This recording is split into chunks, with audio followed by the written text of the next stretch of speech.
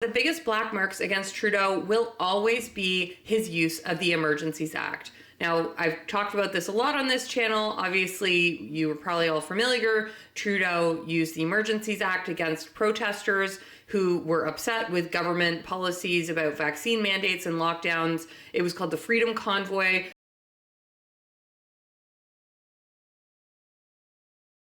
They were protesting at different locations across Canada, at some borders, but mostly in downtown Ottawa. And police had failed to manage the protests and use their existing powers to clear the roads. You know, you can't indefinitely blockade a road, even though protesting is constitutionally protected.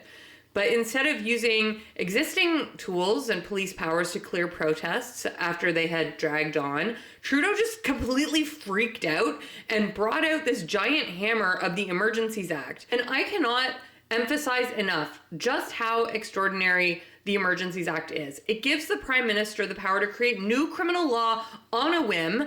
It is exactly what Trudeau did. He made new criminal prohibitions by regulation that froze bank accounts and banned certain protests.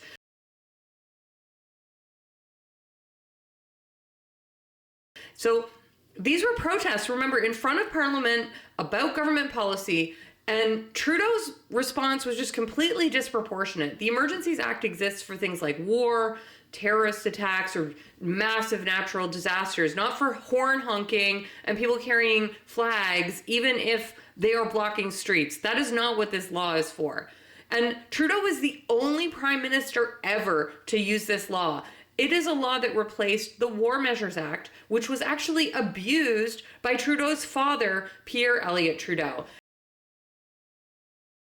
And Pierre Elliott Trudeau's abuse of the War Measures Act is a big part of his legacy, just as Justin Trudeau's abuse of the Emergencies Act will always be a part of his legacy. Now, of course, a really important part of the story about the Emergencies Act isn't just that Trudeau used it, it's that he used it illegally.